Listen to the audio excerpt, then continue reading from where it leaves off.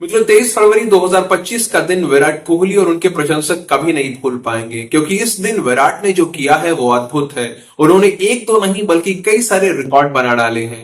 8 साल पहले हुई अपनी भयानक बेइज्जती का बदला ले लिया है और विराट कोहली का ये जो बदला हुआ रूप है ये बहुत लंबे समय के बाद देखने को मिला है। इसीलिए कहा जा रहा है कि उनकी कृपा कहीं अटकी हुई थी, लेकिन अब ये कृपा आने लगी है, क्योंकि आप सभी लोग जानते हैं एक लंबा समय बीत गया था, विराट का बल्ला शांत था। उन्होंने आईपीएल 2024 में जबरदस्त खेल दिखाया था, उसके बाद से वो शांत पड़ गए थे और वो हर एक फॉर्मेट में शांत थे।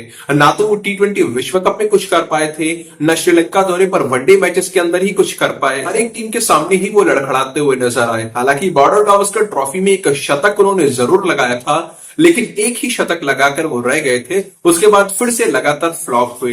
तो इतने लंबे समय के बाद ये जो विराट की वापसी हुई है, भारतीय क्रिकेट फैंस को बहुत बड़ी खुशी दे दी है इसने। और कल तो विराट ने जैसा खेल दिखाया, उसने उन लोगों को भी जवाब दे दिया है जो विराट को सेल्फिश बोलते हैं, स्वार्थी कहते हैं।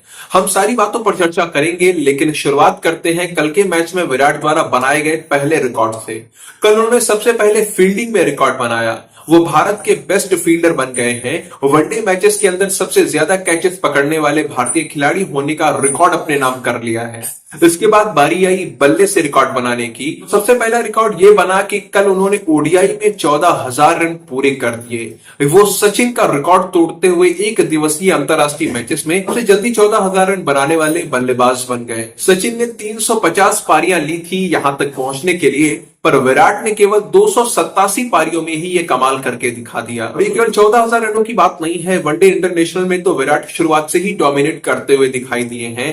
वो सबसे जल्दी 8,000 रन बनाने वाले बल्लेबाज बने थे, फिर 9,000 रन बनाने वाले, फिर 10, 11, 12, 13 और अब 14,000 रन सबसे जल्दी बनाने वाले बल्लेबाज बन गए हैं। मित्रों, कल विराट जिस तरह से खेल रहे थे वो बिल्कुल अलग था। बहुत ही धैर्य के साथ उन्होंने बल्लेबाजी की, किसी भी तरह की कोई हड़बड़ी नहीं की, कोई जल्दबाजी नहीं दिखाई। यही कारण है कि कल उन्होंने अपने शतक को तो पूरा कर लिया, लेकिन इस सैकड़े तक पहुंचने के लिए उन्होंने मात्र 7 चौके ही लगाए।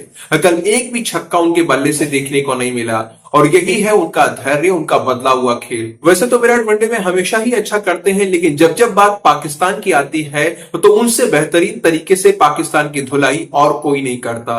कोहली एशिया कप में भी पाकिस्तान के खिलाफ शतक लगा चुके हैं, कोहली विश्व कप में भी पाकिस्तान के खिलाफ शतक लगा चुके हैं। अब उन्होंने चैंपियंस ट्रॉफी में भी पाकिस्तान के खिलाफ शतक लगा दिया है। इसके साथ में वो पाकिस्तान के खिलाफ सबसे ज्यादा player of the match award जीतने वाले खिलाड़ी भी बन गए हैं। उन्होंने अब तक 5 बार पाकिस्तान की ऐसी तोड़ाई करी है जिसके लिए उन्हें प्लेयर ऑफ द मैच चुना गया है। पिछले 13 साल से लगातार वो पाकिस्तान को धोते आ रहे हैं। वो किसी के खिलाफ चले ना चले, लेकिन पाकिस्तान के खिलाफ जरूर चलते हैं, चाहे उनकी फॉर्म कैसी भी क्यों ना हो। कल उन्होंने 2017 की चैंपियंस ट्रॉफी फाइनल में पाकिस्तान के हाथों मिली हार का बदला भी ले लिया। वो हार कोहली भी नहीं भूल पाए होंगे, क्योंकि वही भारतीय टीम के कप्तान थे और पाकिस्तान वालों ने उनका काफी मजाक उड़ाया था। लेकिन कल पाकिस्तान को टूर्नामेंट से बाहर का रास्ता दिखाकर उन्होंने हिसाब बराबर कर लिया। मित्रों, कल कोहली ने जो शतक लगाया है ये उनके वनडे कैरियर का 51वां शतक है और कुल मिलाकर 82वां अंतरराष्ट्रीय शतक था। अब वो शतकों का शतक लगाने से 18 शतक पीछे हैं। मित्रों, कल कोहली के अंदर एक चीज और बदली हुई नजर आई। जब पूरा देश चाह रहा था कि विराट कोहली शतक पूरा कर ले, तब विराट की बिल्कुल इच्छा नहीं थी कि वो शतक लगाए। वो इस तरह से खेल रहे थे जैसे कि उन्हें शतक से कोई फर्क ही नहीं पड़ता है।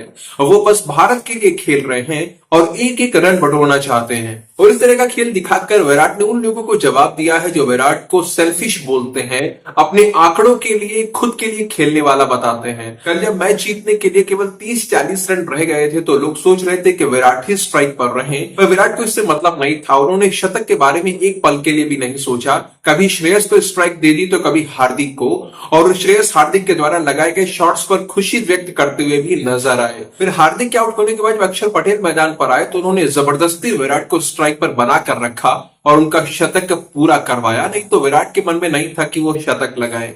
और ये जो कुछ भी विराट के स्वभाव में, उनके खेल में परिवर्तन दिखाई दे रहा है, ये जो इतने लंबे समय के बाद उनकी वापसी हुई है, इसे उनके आध्यात्मिक मार्ग से जुड़ने का फल बताया जा रहा है। जैसा कि आप लोग जानते हैं कि चैंपियंस ट्रॉफी का खेल शुरू होने से पहले विराट कोहली अपनी पत्नी अनुष्का शर्मा और अपने दोनों बच्चों के साथ में श्री धाम वृंदावन गए थे, जहां उन्होंने बाबा प्रेमानंद जी के दर्शन किए थे, उनसे आशीर्वाद लिया था और ऐसा दूसरी बार था जब विराट बाबा प्रेमानंद जी के दर्शन करने गए थे।